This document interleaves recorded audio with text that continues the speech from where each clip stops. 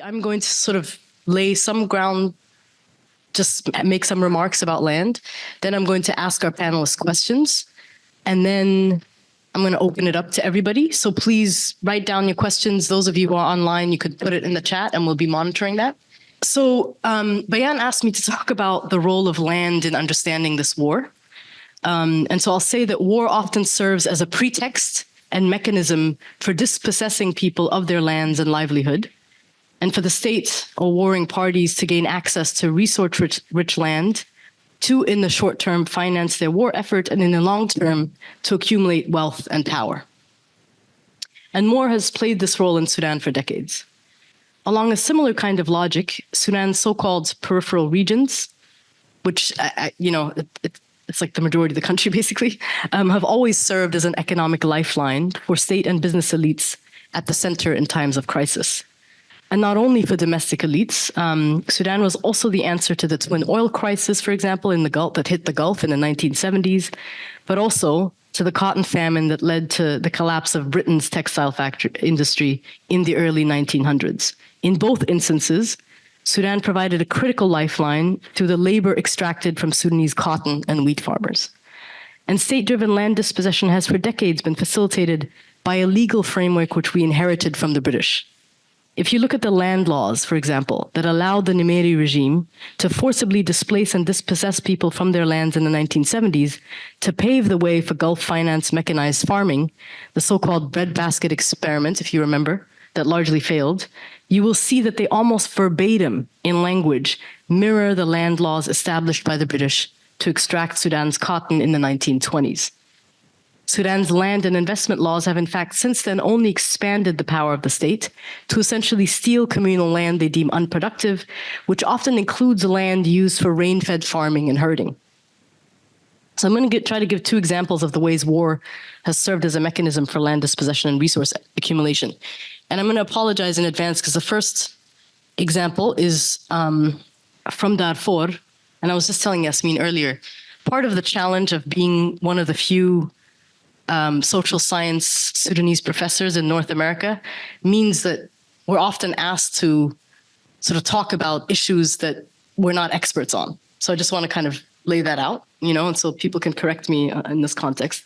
It's always very challenging. It's like, you gave an example, I don't know, you wouldn't like ask, what was the example? I said you wouldn't ask like a US constitutionalist, expert in the US Constitution, to comment on energy policy, but that's kind of the thing that we as Sudanese people are asked to do all the time. Yes. So I often find myself in these awkward positions where I'm like talking about things that I don't really know that much about. So anyway, okay, so we cannot fully grasp the impact of the genocidal violence that was unleashed by state-sponsored Janjaweed militia on mostly non-Arab Darfurian farming communities beginning in 2003 without recognizing that 2.5 million people were displaced, some from resource-rich land they used to derive a livelihood from and feed themselves. If you went to any of the IDP camps in South Darfur, like Kalma, in the late 2000s, you would have seen many people who were displaced continue planting inside their camps on tiny plots of land that were a lot less fertile and where water was much harder to access, but nevertheless, people were growing all kinds of subsistence crops and iron-rich greens, beans, etc. When I first started doing my research in the Jazeera in the 2010s, people kept repeating the statistic that 70% of the agricultural labor in the region was being performed by landless agricultural workers, many of Hausa and Fulani descent, and I'm just going to say who are and always will be from the Jazeera, but many also from different marginalized regions where the army and its allied militias have dispossessed and displaced farmers who were skilled at farming under much harder circumstances than in Central Sudan, right? With much less support from the state, who are now essentially carrying the majority of the agricultural labor in Central Sudan.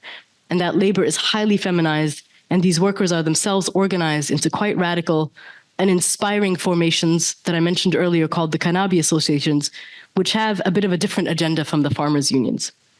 Some of the lands people were forcibly displaced from in the early 2000s in Darfur in particular were either fertile agricultural lands and or mineral-rich lands. And they were then in the mid to late 2000s turned over by state elites to Russian, South African, Malaysian and Chinese companies for mining, exploration and concessions. They were also given concessions near communities that were not displaced, but who were then exposed to the harmful chemicals that accompany extractive mining. And so what began as a competition over land, water, and grazing areas expanded to also develop into a struggle about minerals and metals such as gold, chrome, uranium, and copper in the early 2010s, when the state-sanctioned violence continued. This scramble for mineral-rich land was particularly evident in and around South Sudan's independence in 2011, where in the year following independence in 2012, for example, gold started to replace oil, because when South Sudan became independent, it took about 75% of the oil revenue and oil with it, So gold began to replace oil in becoming one of the drivers of Sudan's economy, and according to the al-Bashir regime at the time, at least, gold began to account for almost 60% of the country's overall exports. In 2013, 100 mostly foreign mining companies were licensed for exploration and development operations, although only 13 were actually operational. And here I want to refer you to Suleiman Baldu's excellent work, and also Mohammed Salah's very good work on this. They're really the experts on this. There's many others as well. The second example I'll give is the Jazeera, which in the early 2000s turned into a kind of ground zero for the former regime's neoliberal privatization policies and experimentation in the rural sector. And this is the area where I do my work. As Sudanese government elites were handing out mining concessions in Darfur and elsewhere in the early 2000s, they were also busy soliciting foreign investments in agriculture in central and northern and eastern Sudan. In 2005, they passed a law that allowed them to begin privatizing the Jazeera and Managil scheme, which was until then one of the largest centrally managed irrigation schemes in the world. And they did this by withdrawing state extension services like water provision and inputs like seeds, fertilizers, and pesticides from small farmers, plunging them into debt and forcing them to then sell their land to the government well below its value, paving the way for foreign and domestic investments in land. And they were, in fact, much less successful in those parts of the country where rural organizing was at its strongest, where people engaged in civil disobedience, etc. To give you a scale of this, over the last 2 decades, Saudis and Emiratis have invested an estimated $27 billion in Sudanese land, real estate, and infrastructure, and before the war controlled more Sudanese land than all of Sudan's large domestic investors combined, who have themselves wreaked havoc, the domestic investors meaning, in the rural sector. And so combined, the Saudis and Emiratis, controlled about 1 million acres of fertile land near the Nile or on top of large kind of underground water sources, right? Which may seem insignificant, but the larger picture is that these shifts in land ownership have led to a mushrooming of medium-sized agribusiness farms, as many dispossessed small farmers are being forced to become seasonal farm workers in larger Gulf or domestic-owned farms locally or further north. And these land grabs, if you will, have restructured Sudan's agricultural economy, and they've decimated the dairy industry in particular, and have made rural communities much more dependent on food imports from other regions and countries, making people much more vulnerable to food insecurity, meaning the famine that is currently unfolding has in some ways been decades in the making. Contrary to dominant analysis, the acquisition of Sudanese land and ports, you might remember that a year before this war started, the Emiratis signed a preliminary $6 billion port deal along the Red Sea, right, that included an international airport, a tourist zone, a private toll road that connected this port that was like 200 kilometers north of Port Sudan to an agricultural project in the center. And this deal was upended by the war, but it represents the Emirates' attempt to undermine Sudan's national port and to benefit from Sudan's strategic location along the Red Sea as it expands its power across the Horn of Africa. If you look at that map, right, through similar port deals, they've bought up lots of ports elsewhere. Gulf-owned farms in Sudan largely grow water-intensive alfalfa and other kinds of animal feed, which is another example of the fact that they're not really just about food security. And those get exported to dairy farms in the Middle East. These same dairy products have flooded rural markets and decimated local small-scale dairy production. It is among dispossessed pastoralists who use to produce milk that the RSF, who are now, along with the army, Sudan's biggest employers, right, have found some of their most willing recruits. These investments were clearly not only about Gulf food security, but should instead be understood as part of an attempt to control circuits, networks, and nodes of distribution and production across the Horn of Africa. right? A process which I personally think is a process of empire making. And it's a process that is necessarily counter-revolutionary, requiring stable authoritarian elite rule. And then my final point here is, as a scholar of land, landed relations, and rural resistance, and organizing against state-driven land dispossession, I'm going to end by saying that I think we all need to be paying more attention to the rural sector. The demands and predictions coming out of different rural economic sectors and communities, who are of course not a monolith, have always been extremely important. One of the fatal flaws of the former al-Bashir regime is that it really underestimated and neglected, but also underestimated rural grievances and resistance. They applied, for example, IMF-recommended austerity measures unevenly on rural communities right before the revolution, thinking they wouldn't rise up, which of course that proved wrong. They were proven wrong. The majority of our people still rely on agriculture, at least partially, as I said, to make a living. And I remember the Farmers Alliance and the Jazeera and Managil scheme putting out a call very early during the war for diaspora support around planting when the Jazeera was still relatively safe and people could go out and plant, except they needed ways to pump water onto their fields due to electricity blackouts. They needed money for seeds and fertilizers because, of course, nobody was earning an income from, say, their job as an accountant or whatever since April 15th, which is generally how small farmers had been managing. Because the last 20 years, and more specifically the neoliberal privatization policies of al-Bashir, destroyed the rural sector to such an extent. But because of strong union organizing, many were able to hold on to their land. But of course, like in many other parts of the world, had to take on other forms of labor to do so, to subsidize their farming after state subsidies and support disappeared. Now the Jazeera is under siege by the RSF, who have destroyed vital parts of its infrastructure, looted grain storage facilities, prevented people from farming, and even massacred people for trying. And we might talk about this later, but I think this is in many ways quite purposeful and not a random kind of destruction and violence. The Farmers Alliance estimates that 70% of farmers in the region are displaced at the moment. And we all know that hunger and disease are often deadlier than bullets if we look at the history of Sudan's long wars. Once people are no longer able to plant and feed themselves within the context of obstructed aid, of starvation being used as a weapon of war by both parties, and the healthcare system collapsing, despite Sudan's potential to feed the whole region, the death toll rises exponentially.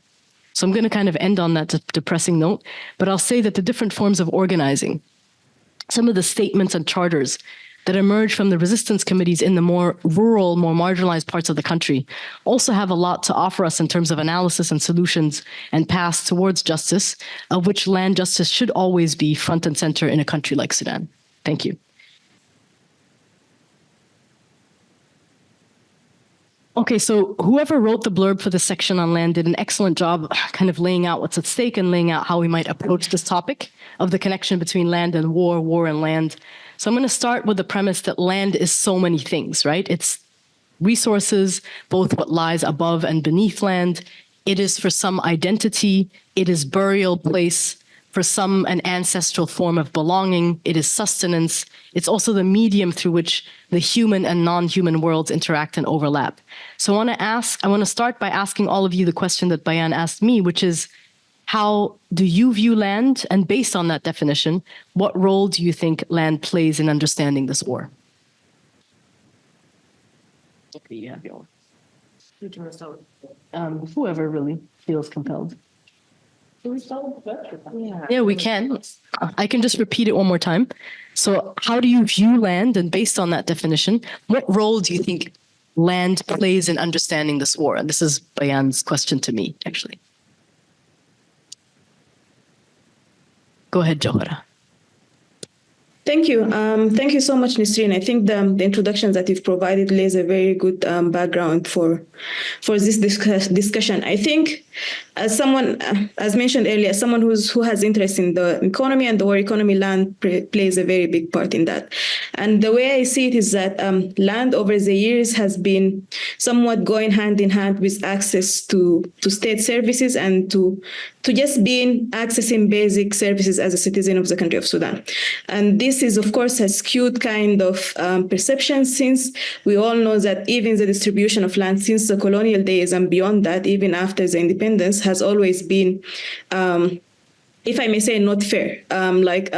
Most of the times, the nomadic and the semi-nomadic and the pastoralist communities didn't have the same rights in accessing land as agricultural communities, which meant that if you're settled in a particular area, you might have a hospital, you might have a primary school, you might have access to some form of registration as a citizen and so on. If you're a nomadic citizen, then that's not the case for you. Having a land and being settled in a placement, accessing services and so on. Same thing goes to semi-nomadic groups, whereby parts of the country, the family would be settled in one place, and parts would be moving around with the animals, looking for grazing land and so on. So I think this particular linkage is already a biased way of how the state looks at its citizens, and this has manifested in different phenomena that we see currently. This has also presented the fact that land is linked to services, and maybe some I wouldn't say benefits from the state, but some access to the state meant that others weren't able to do that, and this has provided some sort of ground for people to feel that they already disadvantaged and so on. Nevertheless, also over the years, despite this bias, even those who had access to land in different formats, be it through the legal ways of registering or through the traditional concept of hawakir, which is the tribal land and so on, they wouldn't always be treated the same. So even in this regard, the state had its own kind of policies in terms of discrimination and so on. For example, we've seen how over the years, especially in the early 50s, 60s, and 70s, some of the big agricultural projects across the country had different kind of investment plans from the government. For example, the mechanic sector would get more investment from the government, more than the rain-fed sector, even though the rain-fed sector feeds more people and more people depend on it, on livelihoods and so on. So this also manifested in automatically deteriorating these projects over there. There were also other policies related to the discrimination, especially during the Inqaz regime, whereby the state made sure that all these agricultural projects in different parts of the country are being controlled by this divide and conquer kind of policy, whereby the top leadership of the agricultural schemes, the top employees wouldn't be people from that region, wouldn't be people that the local community can relate with. Hence, there was always this dichotomy between the local community and the people that are working in these agricultural schemes. Namely, the examples that I would bring here is the agricultural schemes in South Kordofan, and how the local community never felt that they could relate to the policies being implemented by the leadership and so on, and they eventually mostly collapsed. Nonetheless, I think there is also some sort of an agreement that the state hasn't always been fair in treating its citizens, and this reflected in its policies. For example, in the 70s, when the state was canceling out or replacing some projects, most of these that were replaced were the ones in Darfur, were the ones in Blue Nile, were the ones in South Kordofan. For example, the Nuba Mountains Agriculture Institution, the South Kordofan Institution, the Jabal Marra Rural Agriculture Institution, and so on. Same thing happened to others in Blue Nile, same thing happens to others in White Nile, and so on. So there was some sort of favoritism of the state of certain parts of the country where they would invest and so on. And this had led to continuous deterioration in kind of people accessing agricultural land and so on. So these are two things. Those who didn't have land didn't have access to services, and those who did have land weren't necessarily treated fairly across the board. This has, over the years, especially with the continuous proliferation of conflict across the country, has made other activities of the war economy more favorable to the younger people and to the people in general in these areas. For example, why spend so much time investing in my land while I can easily join a group that would provide me with more financial incentives than the one that I'm doing now? Why would I wait for the state to provide me with inputs for production while I can travel across the border, get 2 cars, sell them in a capital town, and make money out of it? So people found themselves in situations whereby other economic activities that are not ideal for growth, that are not ideal for state building, were of a bigger financial incentive, and people had to choose them because simply these were the options that were provided, and so on. So I think the way I look at it is that land is an integral part to why people have been always making the choice to join other types of livelihoods, to other ways of making a living. And I think it's also an integral part in restoring that. Having a conversation about land, about fair access, about fair state policies, would indeed be central to us trying to reshape the economy and trying to at least have an economy that's sustainable and durable for all. And of course, this goes to other sectors. If we talk about mining, if we talk about the gold sector and other things in general, land is also the case for such a thing. People have been displaced from their land to give access to investors, to the government, to the RSF, to whoever that's willing to invest in that land.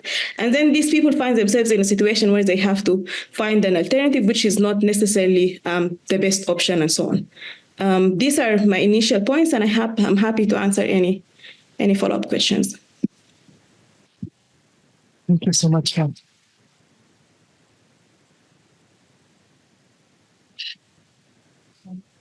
Okay, Hamid. Okay, Hamid, would you like to go next?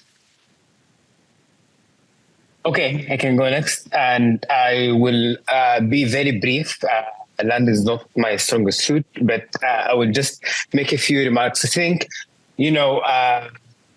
like what land to me is an issue that has always been contested and convoluted, like in Sudan's history, and I think we kept on pushing this issue throughout Sudan's different phases after independence and so on, without necessarily dealing with it and providing justice, as in like the politicization of land ownership.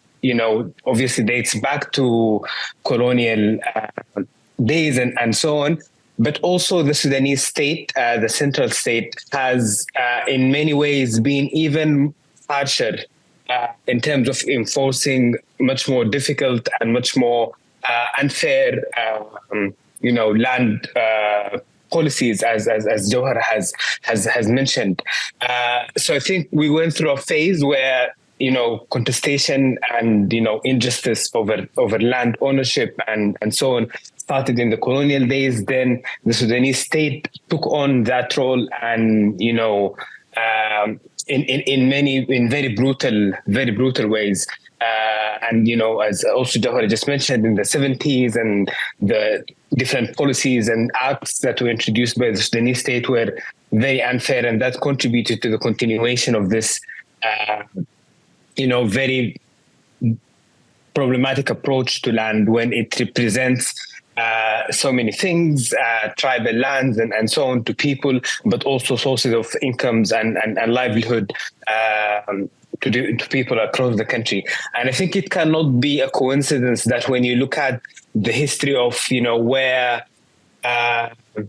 rebel groups, but also militias that in so many ways are either funded and supported by the central state in Sudan or by other nations, other states and governments in the region and so on, are always in areas where there is contestation of over land and where land is a sensitive issue and so on. And that shows to you to what extent it has, like, the issue of land has been, and land ownership has been politicized and also militarized in so many ways.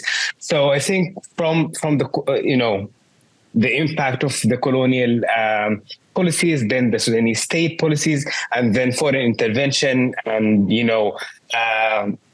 interests of countries in the region and beyond in resources within lands in different parts of Sudan and so on. And now all of that gets a lot more complicated with the impact of climate change and so on.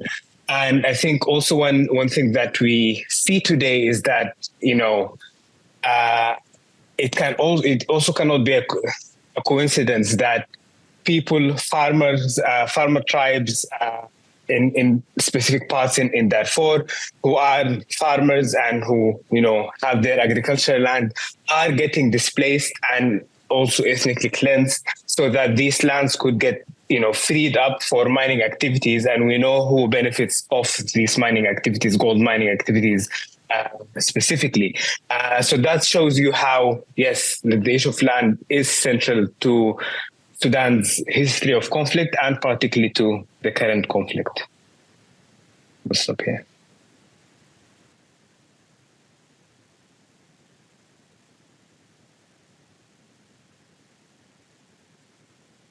All right, I'll sort of offer some observations, I think, and reflections maybe, because I think something that I find often helpful is to kind of name what is given, right? Name the givens in the conversation. And one of the givens here is that we're in a context where power is conferred by ownership and control of land, right? And that's actually, to your point, it is an empire making or an imperialistic approach, right? It doesn't actually have to be the case that ownership or control over land is the main thing that confers power, but that's the kind of paradigm we exist in. And Sudan is a place where that could be different. We have nomadic and semi-nomadic communities. We have, I think, historically pre-colonial different ways of engaging with land and so on. But I think this is the sort of space we're in. And I also think in the modern context, the challenge is made far more difficult when the owners and those who control the land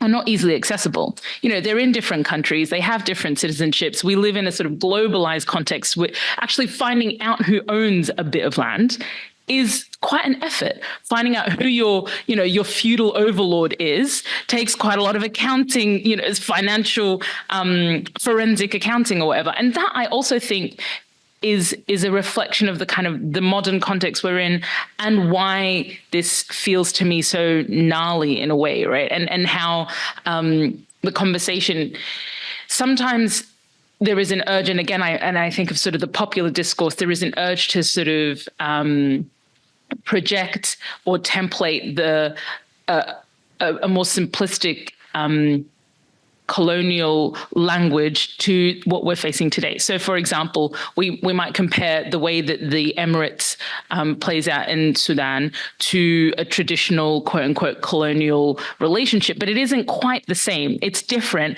but that's the language and the framing we have, so we will use it. However, I think because it's not quite right, we therefore can't, it obscures the way in which we have to fight that most accurately, if that makes sense. The other observation I have, and this is not new or not particularly interesting, but I think it's worth repeating, is how is it that Sudan is, from the perspective of land, such a wealthy nation, resource rich, and we were once the largest country from a square mile point of view on the continent, and yet consistently the people have been impoverished. So despite the fact that there are such strong unions and so on, and I think there is something there about how we allow for the structures of collective solidarity that have existed and have worked for such a long time, how we empower them, within the structures that already exist.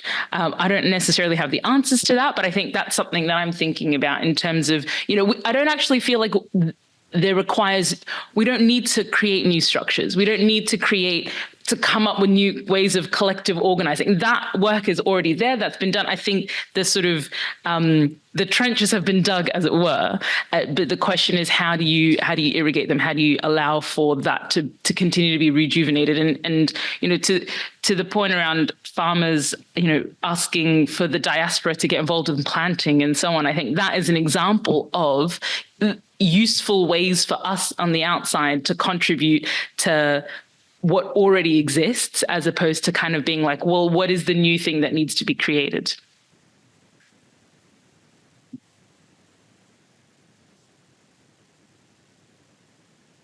I think it's quite strange because you're the expert on land, but but we're the ones answering the questions. But thank you for graciously giving us the floor to do so.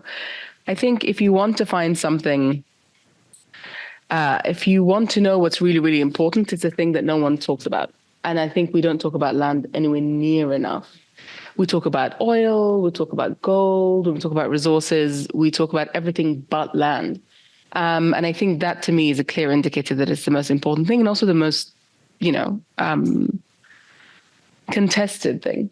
But it's, in political science, and I really hate political science, and I'm sorry to say this at political science, but I just find it usually quite a lazy discipline. Apologies to all the political scientists in the room.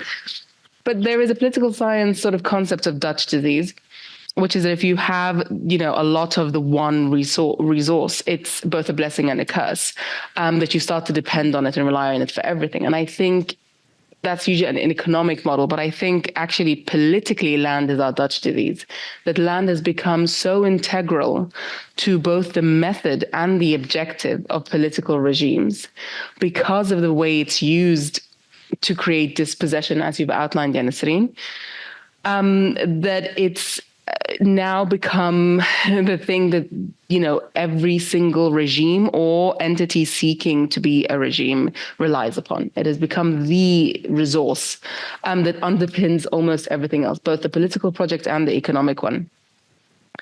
And I think that the way that has, again, looking at the longue durée, not just looking at the current war, it's every single peace agreement that Sudan has had, and we have had many, dozens, either doesn't mention land at all or talks about land only in terms of some nod towards, sort of resource sharing. It doesn't talk about land in the multifaceted ways that you pointed out, Nisrin.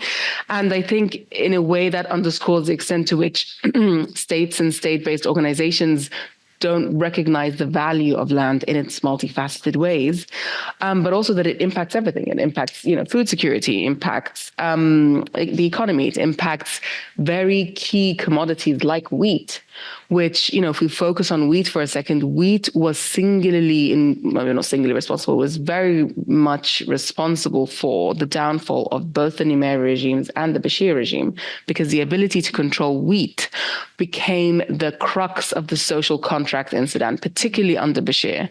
Effectively, what Bashir said was, in this new neoliberal project, and we have to remember that at the end of the 80s, early 90s, when the Bashir regime took over, Sudan was just recovering from a famine, the same famine that, of course, there was in Ethiopia as well, if you remember Band-Aid and Feed the World and all that stuff.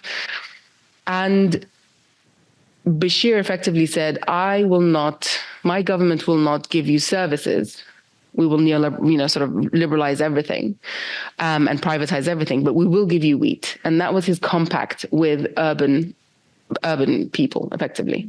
And in many ways, that is very reductive, but in many ways, that is how he managed to stay in power for so long, because he recognized that, it's not armed rebellion, if you want to call it that way, or armed action from the peripheries that brought down military regimes. It's always been non-violent, urban-based or urban-led revolutions that were the greatest threat to his regime. So how do you pacify the center? As far as he was concerned, give them wheat, make sure wheat is there, make sure wheat is available. Now, obviously, that's pretty reductive because it doesn't take into account the entire systems of oppression that are required to keep people just, happy with the provision of wheat over the provision of services, rights, and everything else.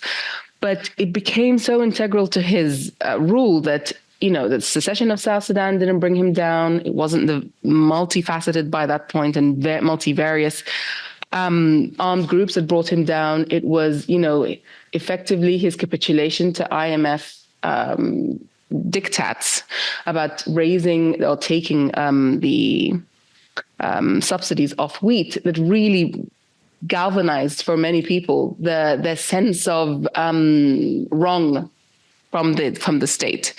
And these are people that had always been effectively protected by the state. Yes, Sudan has had many wars, but they were fought in far off places, in the south or in Darfur or in Blue Nile or the Kordofan. So people in the center were very much inoculated by it. And Bashir understood this very, very well. The reason he was able to stay in power for so long is because he understood how to play different parts of the country against each other, and land was integral to that.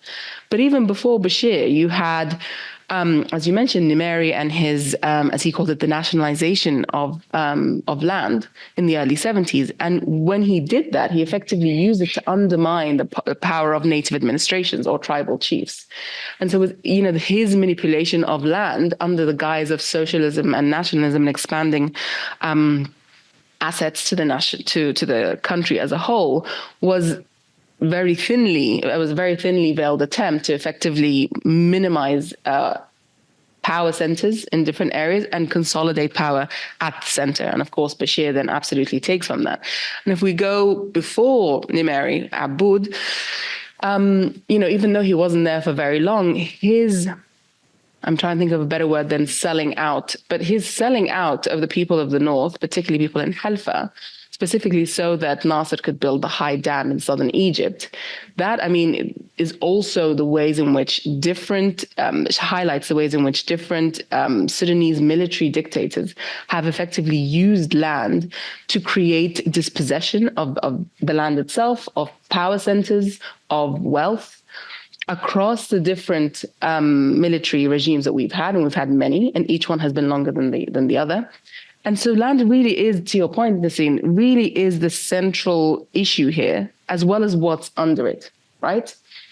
And so when people who work on Sudan or on policy in Sudan, etc., don't really contend with how important land is, it does certainly rub me up the wrong way. I remember most recently, after the coup in 2021, the head of the WFP at the time, David Beasley, came to Sudan and started speaking exactly about what you mentioned, this idea of unproductive land and how WFP was going to help.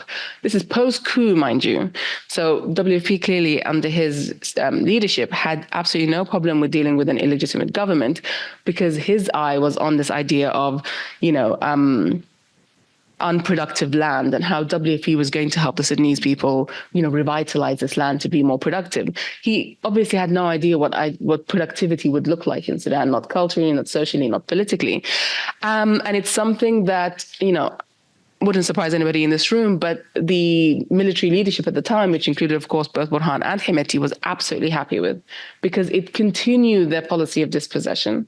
And it's a policy that we see now particularly enacted by the RSF, where if you look at the ways and the areas that the RSF have taken over, whether it's Darfur or Jazeera or Sinnar, parts of Kordofan, and potentially next Gadarif, these are all the agricultural heartlands of Sudan. And this is quite intentional, because by controlling agricultural production, they believe that they can control effectively the people of Sudan, but also that because they have no political project, because they have no governance plan, they are hoping that their control of the agricultural sector will allow them to construct a new social contract with the people of Sudan. And they're really hoping that this then will underpin them in the same way that it did Bashir, the same way it did Nimeri, the same way it did Aboud.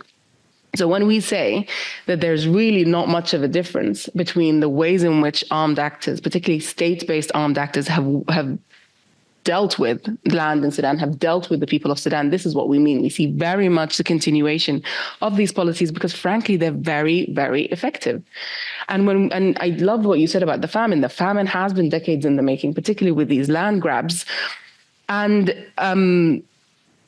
what we're seeing now in the way that famine is taking place and is taking root is that it's not WFP flooding the Sudanese markets with American wheat because there's a surplus in the American market that is going to fend off famine. It is people's ability to grow their own produce that's going to fend off famine.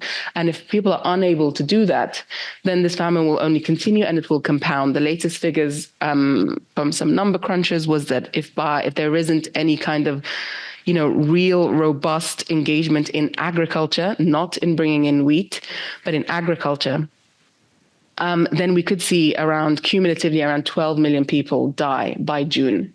Now, that is a startling figure. That is the highest figure we're hearing of anywhere in the world. And those who would doubt the figures don't doubt that it would be at least in that ballpark. We're thinking 10 million upwards.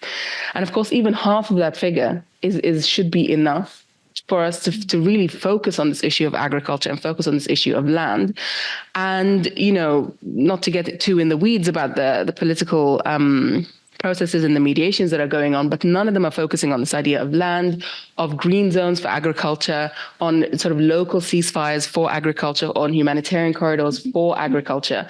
And that is such a big oversight because it completely denies effectively how important land is to the political picture, to the peace process, I don't mean the sort of peace process led by international actors, I mean the genuine process towards peace.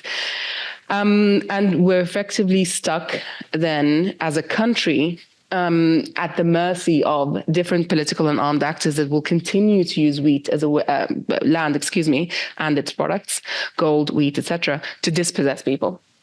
And just lastly, I want to end on the Abu Amama deal that you mentioned, the port deal in the east. And what's really important about that port deal is that it would link up to UAE farmlands in the north, particularly in the River Nile state, which is in the north of the country, linking it straight to the port. And so because we have had military leaders for decades enacting this policy of dispossession and opening the door effectively for this policy to be completely entrenched, we now have a host of different international actors who, don't want the best for us, obviously, to come in and do the same. And even though, pro-army, anti-RSF forces will go on about, the UAE and the UAE's role in Sudan, and rightly so, because it is objectively a bad engagement with Sudan, we have to remember that not that long ago, this was perfectly fine with them. As long as they were able to control the means of extraction of foreign powers, including but not limited to the UAE, it was perfectly fine.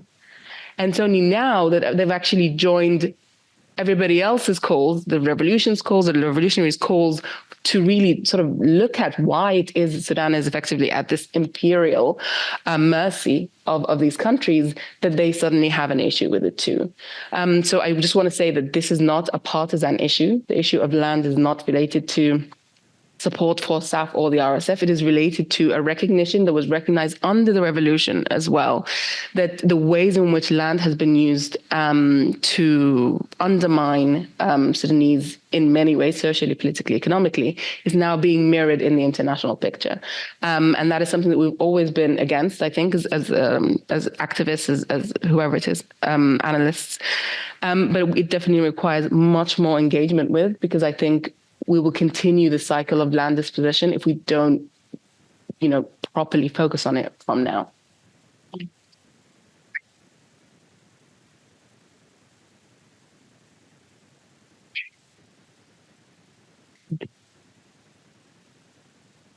I think you've effectively become experts on land. So, so actually, I think it's almost 12, right? I can't quite see, but so I think maybe I have a couple of questions, but I kind of. Sorry. Oh. I want to turn it over.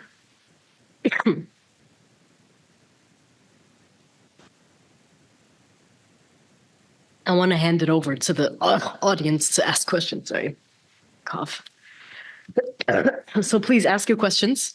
Also, people on the chat, and then if nobody asks a question, I'll ask one. I know it always takes a minute. Yeah, thank you. I'm just curious about the. I think it's on. Can you hear me? Yeah. I'm just curious about the aspect of organization, the struggles of Sudanese farmers and other classes against this dispossession of lands over the time for different purposes. And I kind of go back to the very title of the conference, which you did not reflect on so much in the introduction, Seeing the World Through Sudan, because these are issues that have been facing other African countries in the Horn of Africa and other parts of the continent, very similar stories. And I was wondering whether there has been any kind of attempts to link up with other struggles in other African countries that are facing these kind of common challenges. Because we've always been told that Sudan is unique, but what I'm hearing here is somehow issue that cut across different regions in Africa.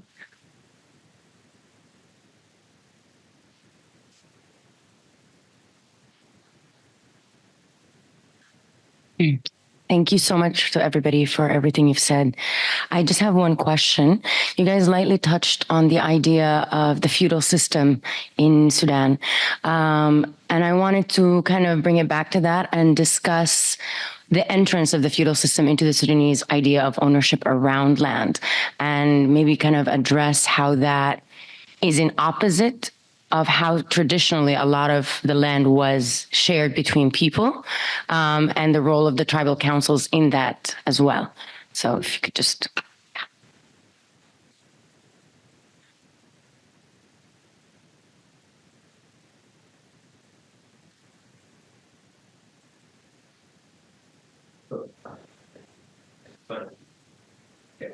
Okay, so the question is also just like the question that hasn't really.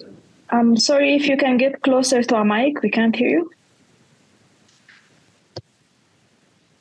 Yeah, so the question I have is related to so talking about land, the problem seems that about the extractive institutions and structures that are really focus on looking at the land, not through the indigenous ways of looking at the land, of establishing a relationship with the land, but more of a position of the land. And it seems that trying to make any challenges to these extractive structures, we can think about extraction without thinking about empires. So any liberatory struggle, it seems like it would only come through some kind of unity among the global South against empires that are doing the extraction eventually. So I was thinking, and in Sudan, and same with North African countries in general, they have a very unique situation, or between the or interconnection between pan-Arab and pan-African struggles. So just thinking about is one of these struggles more promising for a better future of Sudan, and are actually genuine hope for actually that these two struggles can actually coincide, and probably through North Africa in general. So maybe we'll take one more from the chat, and then people can answer whichever ones they want. Does that make sense? Just so that we're not, I think that's probably. So maybe, can you read that out? Yes. So someone in the chat says, good morning. Thank you for the discussion and insights. I wonder what can be done to avoid the war in the guise of humanitarian aid becoming the door to even more dispossession in post-war Sudan. Also, a lot of the political discussion now is on houses and individual property, but not on issues around land.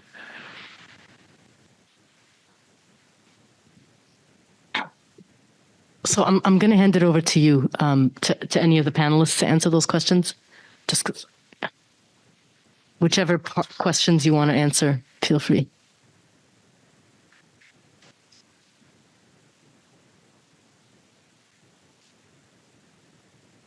Anybody online maybe want to start? Yeah, go ahead. Yeah, I don't have a full concrete answer to any of the questions. I'll try and at least touch base on one or two. The one that was about the native administration and its relation, if I understood correctly, and its relation to land over the years and how it has been affecting things. I think the way I look at native or tribal administration is that it was second best option that was available for many communities. It's true that the native tribal administration has always been an integral part in many intercommunal fights, but the way I look at it is that the strength of native administration is a manifestation of the weakness of the state.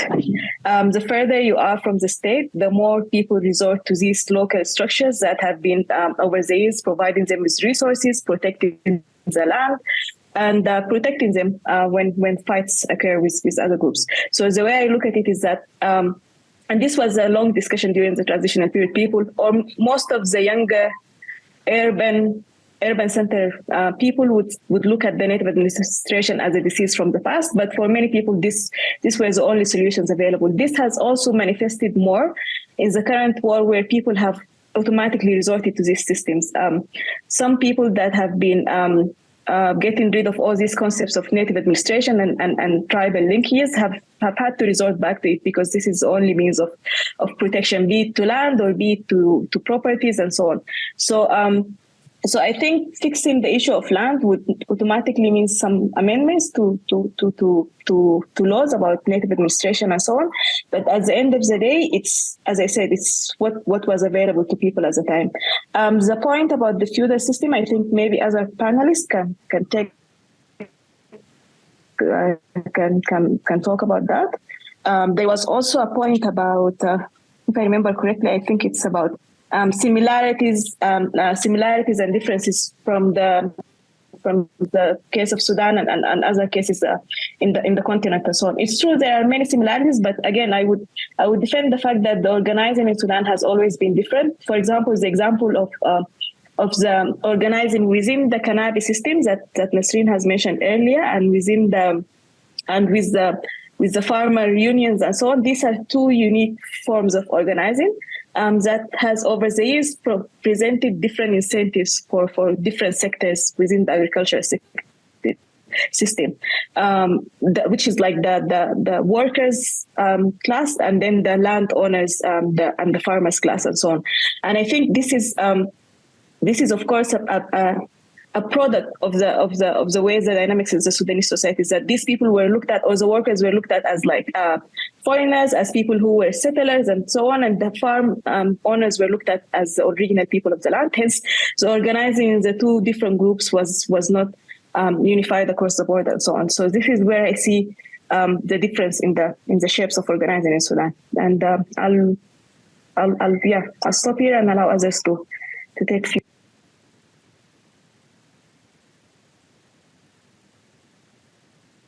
I just actually want to echo Jawhara's point here about the difference between the Kanabi associations and the Farmers Alliance. As she mentioned, the small farmers who are sort of at risk of getting dispossessed of land, and this is something that I kind of look at in my research, are organizing around particular claims to land that would inevitably exclude certain groups from land ownership. So it is a complicated sort of, it's partly why, so the landowners they're small farmers, they're trying to hold on to their land. And the way that the legal framework currently allows them to do this is by going to court.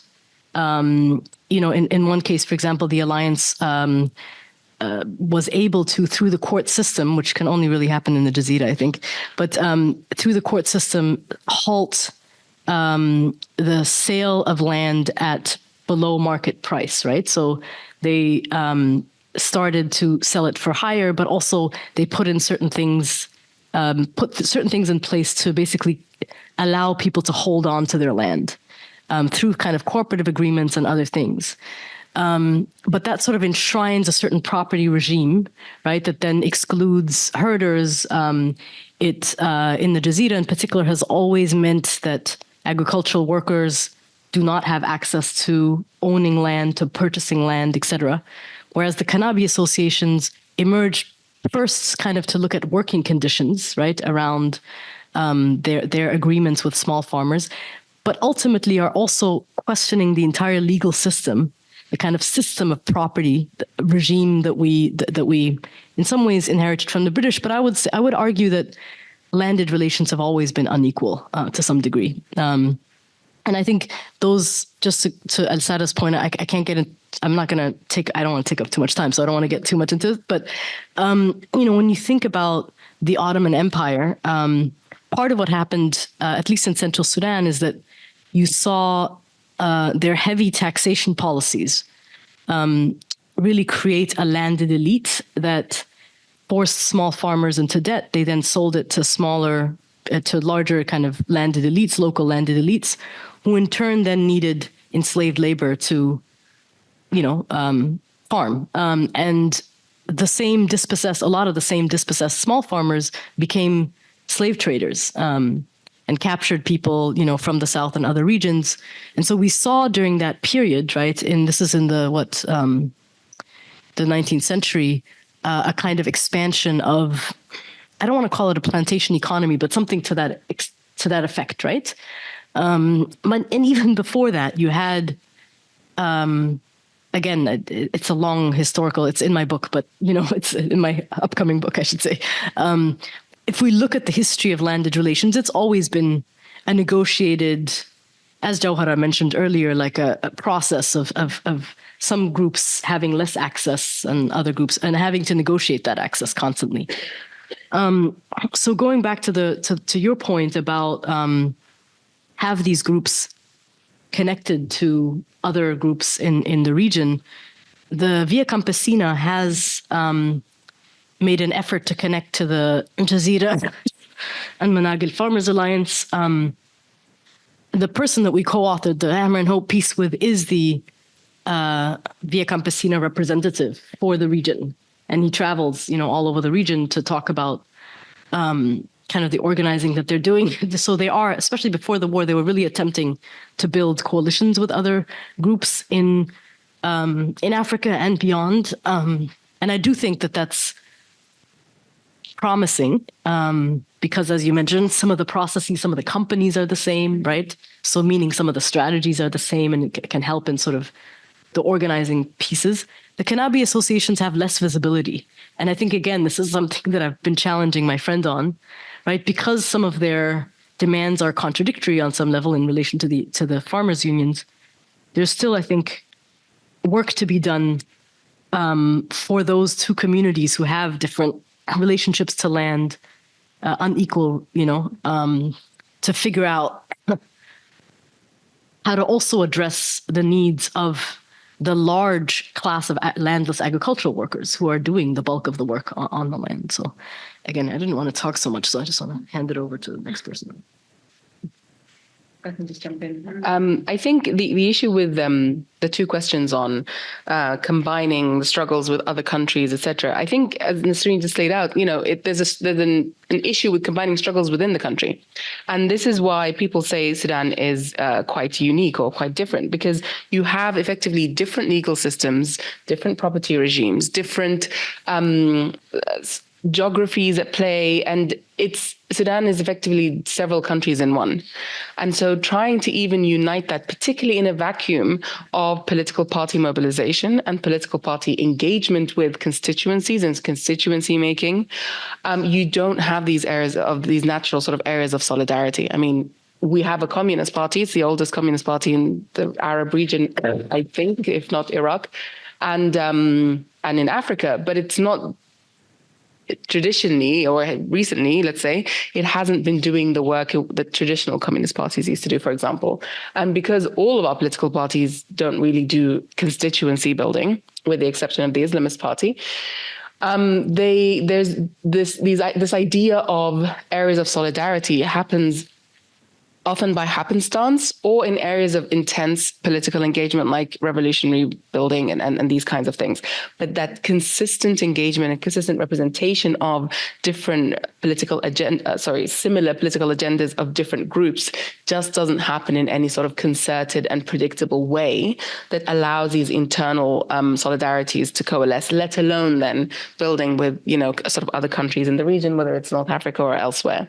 And in a way that mirrors sort of the political fragmentation that we have. So this is an issue that's broader than just this, but it's very much linked to that. There's a question, it wasn't really a question, it was more of a comment in the end about individual houses and property. I think that, this is not the first time that individual houses and property have been impacted by war. It is the first time it has happened in the center. There are people in Blue Nile, in what is now South Sudan, in Darfur, in the Kordofans, who have had their property taken for decades. It was by many, I think, deemed sort of part and parcel of those rebellions and fighting the war in that area. And now I think there's a particular sensitivity because the people who have a greater voice, frankly, are the ones who are now dispossessed. And so there is an amplification of these what has happened to these people. And that's not to say that they shouldn't, talk about their dispossession, the fact that their land and their property and everything has been taken. But of course, again, this is not new, and this is part of a longer cycle of dispossession by armed actors, particularly state-based armed actors. And it will likely continue unless we're able to break that cycle about how it is that the idea of property, it includes land and includes houses, are manifest. And there is a real concern for people who have had their property seized, for example, by the RSF, whose houses now are occupied by the RSF, which is that even if peace comes, whenever that is, and a lot of people had to leave their homes without any documentation, and lots of people had to we were hearing news that sort of government buildings that have the deeds, that have sort of some kind of copy or some kind of documentation of who owns what, all of those are being burnt, of course, very strategically. There is a very real worry about how do you then reclaim some of those assets later on. So there is, very sort of clear and present thing, but that doesn't mean that this is in any way new. And I think if we do this for the center, then this idea of restitution, this idea of giving people back what they're owed needs to be much more wholly applied across the country. I know somebody had their hand up on the chat, so I'll keep this quite short. A few thoughts that something just off the back of what you were saying, Kholood, it reminds me of the word I used earlier, which is about legibility. And I think part of one of the reasons that we are hearing about houses in a way that sort of in the popular discourse, in media and so on, is because all of a sudden that's a way to make what is happening legible to, the average person listening on the news and trying to kind of raise awareness and garner attention for this conflict has been about how do we make it legible. And so I feel like there's something about being like, you can imagine people might have visited Khartoum or might have sort of had some experience of Khartoum, but like much more likely than they have maybe a Jazeera or Darfur or whatever. And so all of a sudden being like, Ozone has been like this particular cafe has been destroyed or my particular house has been destroyed somehow feels more legible. And that's the thing that came up for me as you were speaking there.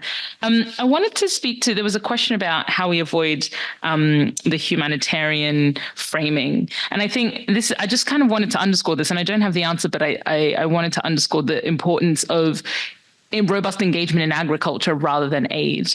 I think, the kind of focus has been on how do we deliver aid, and that is important. But Sudan is a country that can feed itself, can feed the entire region, and, pushing back against the sort of the more traditional aid framework that we are comfortable, like the sort of the quote unquote West is comfortable with delivering, I think is vital if we're going to sort of see any tangible change. So I think there is a comfort in the conversation around delivering humanitarian aid. The big INGOs know how to speak that language. They know how to even deliver that, right? But the question of how do you deliver agricultural support also requires you to engage with the people that you're delivering said support to as equals, right? Not as charitable, like receivers of charity, but as people who can do the work required to sustain themselves. And I think that is also like a mental shift. You're not talking about delivering bread, you're talking about delivering seeds and farming equipment and allowing for, whether it's the green zone or the ceasefire simply to plant, to harvest and so on. And so I think that's an interesting challenge that we can that I think is important. We continue to push for that engagement as sort of agricultural peers and equals without it falling into that neoliberal or sort of without trying to resist the capture of that by, corporate interests or whatever it might be. Thanks.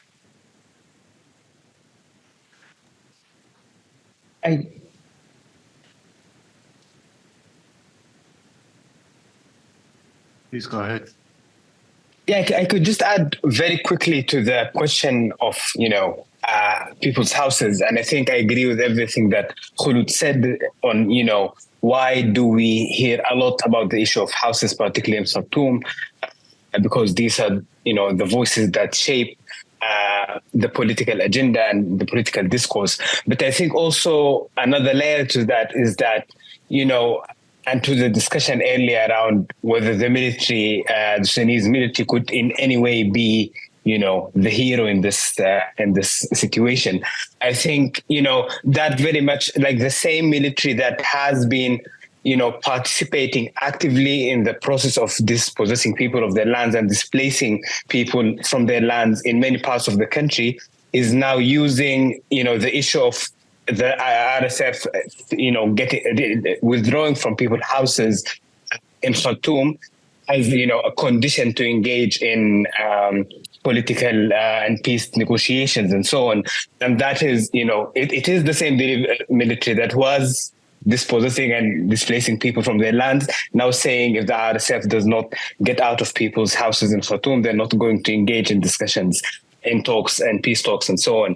And, that shows you, how, the military, which, from a client politics kind of point of view and so on, from a clientelistic relationship with the people in Khartoum as the middle class, from the center, quote unquote, that the military is trying to appease and so on. These are the people and that's why they use this condition and so on. Meanwhile, the military has historically engaged in dispossessing other peoples of their lands and so on. Actually, if I could just add to that, the military's pension fund has been one of the main mechanisms through which people have, military elites have grabbed land. When I talked about domestic investors earlier, they are one of the main drivers. In addition, and I feel kind of obliged to say this because you mentioned ozone, we should remember that this port project that Kholood and I were talking about, that as mentioned, it connects through a private toll road to Abu Hamid, which is like in North Sudan, but then also to a farm in the Jazeera, well, sort of a little bit on the edge of the Jazeera, called Khair. And the triangle it makes, just so you know, is larger than the area of the United Arab Emirates, right? Which is kind of interesting to think about. In any case, sorry. So the domestic investors, Osama Dawood, right, who owns Ozone, I believe, right? He was one of the signatories. Huh? The O is for Osama. Right, okay. He signed that deal. He was sitting at the table when, and I mention him because I think we cannot only talk about state elites here, but we also have to talk about business elites in the context of Sudan and the way that they've been quite complicit as well in, even if they talk the good talk about, whatever, the inefficiency of the bureaucracy of the Islamist regime, et cetera. At the end of the day, a lot of them did become wealthy during that era. A lot of them continue to, be part of the sort of civilian side of the coalition that is trying to protect the interests of external actors, et cetera. So I just needed to mention that. I mean, I do think it's important to underscore that you could not become wealthy during that era without some sort of understanding and that with the regime. And I think, because this was not a system in which you could kind of operate without in opposition to the state and continue to function, right? And I think that is an uncomfortable thing. And I don't actually know how. Because I think maybe it was Jawhar or somebody mentioned earlier, people making difficult decisions because of an economic reality, right? And how we judge that or how we don't judge that, but continue to engage with that as we move forward, I think is not an easy thing. I don't know that there's a particular rubric necessarily that offers a simple answer. Right, and just to kind of follow up on that, I don't know if this is a safe space to talk about. But I interviewed some people in Dal for my book, and one of them said to me that their goal is to put the person who, for those of you who have lived in Sudan, know about the guy who sells the milk, Hamar, on the donkey, to put that person out of business, right? And part of it had to do with, the pasteurized milk is healthier, and the milk that is, this raw milk is causing whatever the thing is. But the point is, again, this is to my earlier point about dispossessed pastoralism, where they end up, right? It's like the domestic investors have also wreaked a lot of havoc in Sudan. And I think that this idea in the diaspora that investments are the only thing, these large scale investments are the only thing that are going to help us, is also damaging, right? We need to think about how to revitalize the small scale agricultural and dairy production sector, how to allow people to continue holding on to their livelihoods.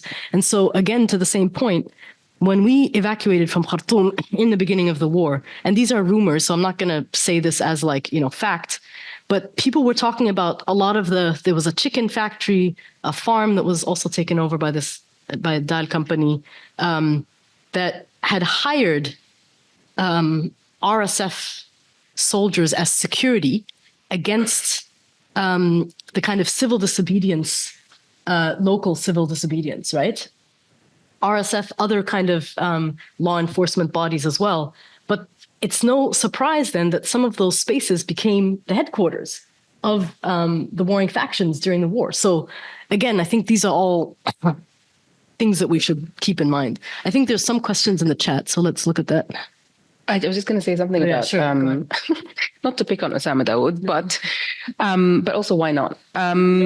So going back to what I was saying earlier about the relationship between land and wheat, and people getting rich during the Islamist period, because Bashir had made wheat so integral to his social contract with urban elites or urban groups. And he, of course, after the secession of South Sudan, lost, 75% of the oil itself and about 90% of state revenue. And he could no longer afford the wheat subsidies and to ensure that urban centers had wheat. So he relied upon Dal, specifically Osama Dawood, who's the head of Dal, to bring in wheat for him, but then couldn't pay him. And so what he gave him instead was the land, the roundabout on which Ozone was situated. And that's just to tie in those two things. And then, of course, once Dal became profitable and the regime started to deteriorate, they started to say that land sale was not lawful. And once he was no longer sort of playing ball in the same way, they tried to yank that land from under him. So just to, say that it's not just, farmers in Jazeera who are sometimes at the mercy of these things. It could also be billionaires, but also that they are very much complicit in that until, of course, it comes back to haunt them. Go ahead.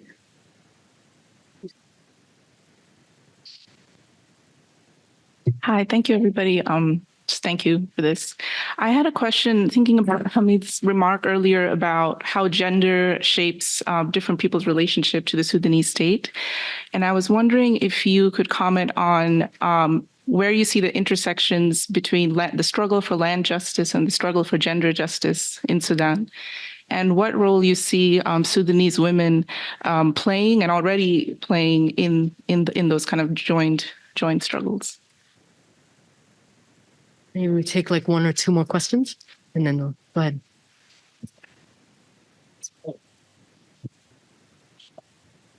Oh, is this on? Is this on? Oh, okay, perfect. Thank you for your wonderful insights, by the way. Just to kind of situate where my question is coming from. So, I'm not Sudanese, but I've worked in Darfur for the last 3 years. So this question is coming very much as a student learning about the context. So given that the discussion so far has mostly been about kind of macro level approaches to land policy, we also have talked about how there have been decades of unfairness in how land is allocated. And I think Dr. Elamin also mentioned landed relations have always been unjust and excluding pastoralist nomadic communities. And that tribal sort of native administration, tribal committees have been co-opted to provide land, aid in dispossession of land. So while I was working in Darfur, I saw that there is still very strong native administration that regulates how, if someone steals your land, what price is paid, all of that. That is still very much there. And it has been changed through the decades by, changing relations between different tribes, different ethnicities, and so on. How do we, when we talk about the structures that govern land already being there at the grassroots, how do we bring those in while also recognizing that the same structures have been used to facilitate dispossession in the previous decades? Yeah, that's all. Thank you. Actually, it's literally the same question I was asking about the correlation between the land in Sudan, especially the rural land, and the traditional leaders in Sudan. So it's very strong connections between those, and we don't have a policy of land, and we don't have even a constitution that governs the relations between the traditional leaders and the state itself. So are we going to start resolving this problem is regulating the relation between the traditional leaders and state, and the traditional leaders with the land and with the state? So it's just interconnected problem. So I'm asking about this. Yeah. Okay, so should we do a round, or is there anything online? I think we'll just have to do another. Yeah, there's one. From Sulima. Thank you to everyone for the knowledge and understanding they've shared. I'm curious about ways that groups who are interested in international solidarity with land, agricultural workers can connect with and support organizations in Sudan. So take it away, whoever wants to start. You can answer any or all of the questions. Not all of the questions, but yeah. So the first point, I actually wanted to chip into the discussion about the houses earlier, because I think this is a lively discussion that we've been having in different platforms. I think what's important for me, or what matters for me, is when we talk about peace processes and going forward, in all these draft to ceasefire agreements that have failed, of course, they've always been the term of vacating civilian houses, RSF leaving civilian houses, and so on. And then it makes me wonder, so if RSF leaves houses, and I would be happy if they leave my own house, does that mean it would also vacate the houses of the people in the periphery areas of Khartoum? Do they have to go back to that reality? Does that mean those who were displaced 50 years ago because of the famine, or those who were displaced 20 years ago because of the war, have to go back to the same IDP camps? Are we taking the situation back to what it was before the war, which was not ideal for most of the people? Or are we willing to put a foundation for a new kind of just system and so on? So I think it's important that when we talk about peace processes and so on, we talk about how these discussions about land become more inclusive, so that we don't fall in the same trap that was mentioned earlier, that most of the peace processes neglect land and neglect talks about land. Even when we talk about documentation and so on, most of the people in Sudan don't have documentations for their land, because I can trace the land back to my 7th or 8th grandfather, but I don't have documentations for it. So if you're going to say, okay, come bring your documentation, I will give you your house back, or whatever means or whatever form, that's not even going to be fair for most of the people. So we also need to incorporate or recognize other ways that people have been using to recognize their ancestral land and so on. That's the first issue. The other issue about traditional leaders and the state, I think the way I look at it is that not the lack of a framework that governs the relationship between traditional leaders and the state, is actually the ways the state has been co-opting and creating parallel forms of traditional leadership. And this is what has been causing all these issues in different areas and so on. So I think, as I mentioned earlier, I stand by the fact that traditional leadership is the second best option that's available to so many people, and they're not willing to give up on it, because this is what form of authorities that they have. This is the group that has been manipulating violence. This is what has been protecting the resources and so on. But going forward, I think the conversation should be like, how are we going to incorporate these local structures in whatever local governance, formal local governance that we're talking about, not discard it as conversation have been taking shape in previous stages. People have been talking about demolishing the native administration and coming up with a more modernized system. While in reality, the moment that the state completely eroded in some of the areas, it was just the native administrations that stepped in. So these are my 2 points. Thank you.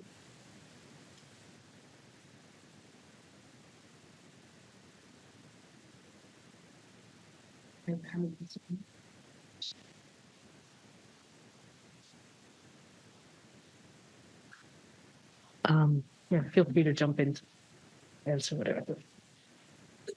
Sure, I'll just jump in about the question of sort of women in the Sudanese state. I think this is another thing where we see a lot of continuity rather than change.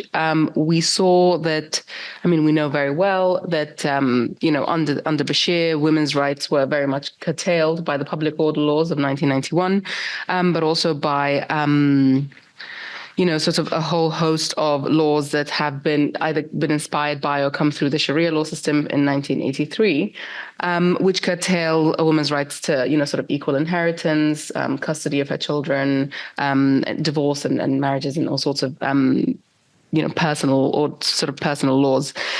There was an attempt to rewrite the laws or bring in new laws during the transitional period. But actually, it's not like the transitional period was a great time for women either, because first of all of these legal changes and reviews related to women's status within society, legally, were always deferred. So it was always the last thing that they thought of. Secondly, in terms of just simply representation within the first cabinet, so Hamdok's first cabinet from August of 2019 until February of 2021, there were, I think, 6 women ministers out of 18. Once the Juba peace agreement was signed with the different armed groups and a new cabinet was formed in February of 2021, that number dropped to 4 ministers out of 25, I believe. They've increased the number of ministers, but decreased the number of women ministers.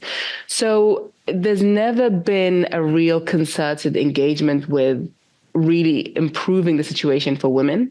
I think a lot of urban women, I know I personally felt living in Khartoum that there was a change, that, for example, before the revolution, I could dress how I wanted, but there'd always be a penalty, for example, or there could be a penalty. And then after the revolution, after the change, after the transitional period, that threat that within the public spaces didn't feel as pronounced.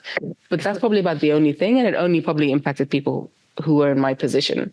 So the gains were minimal, and they were very specific to a certain demographic, I would say, of women. But the overall status of women had not changed in any sort of measurable way. And that is why we see that women are, if you look at sort of public discourse, they're less romantic about the prospects of either party, but specifically the Sudanese Armed Forces, of bringing in some kind of utopia with democratic freedoms, because they know what this looks like from only 6 years ago. No one, I think, believes that the RSF would necessarily ever prioritize women's rights or anything like that. So that's not even a conversation. But I think it's interesting because we saw a lot of women come out during the revolution precisely for this reason, and more importantly, stay out in the streets. They were less willing to say, okay, we're not going to get regime change very quickly. Let's just pack it in, because the stakes for them were so much higher if the Bashir regime continued. And so we see, people say women were the drivers of the revolution. Yes, that's right. But why? And it's because they recognize that their lives would be, measurably worse, and the backlash could be just as bad on them if the revolution didn't succeed in at least toppling Bashir. And that's not to say, going back to this idea of sort of contradictions, that the Islamists didn't have their own sort of feminist, maybe not feminist, but sort of particular approach to women's inclusion, right? They were very keen on recruiting women into their political project because they felt that it was a good way to control society. They felt that they needed the buy-in of as many people as possible. And as I said earlier, they're one of the only political groups in Sudan that actually bothered to learn how to do constituency building. And so they put a lot of effort into that. Now, were those women in any way, shape or form willing to work on women's rights or improving the status of women across the country? Of course not. But I think when we talk about sort of representation versus actual substantive change, these are some of the things we need to look at. But on the whole, I would say the status of women has, of course, degraded massively with the war. We see cases of conflict-related sexual violence targeting women a lot higher. We see women really having to deal with a lot of the impact of the war, whether it's the financial impact or the sort of psychosocial impact, etc. So yeah, I would say it's only really getting worse. But it really is, you cannot have a country that gets itself out of, when we're thinking about solutions to this conflict, gets itself out of the current quagmire without ensuring that 50% of the population, if not more, and I think women are more than 50% of the population in Sudan because of wars, etc. You cannot have that as a nice to have. You cannot have women's engagement, women's improvement of status legally, etc., as a sort of a nice to have thing that is deferred later on. It needs to be integral to any kind of process that takes place now, whether it's a peace process or anything else. And we have seen several things. One, in other African contexts, when women are at the center of a peace process, that peace process is more likely to last and it's more likely to hold. And general literature on women's role in peace processes shows that if women are central to a peace process, that peace process is 35% more likely to last 15 years or more.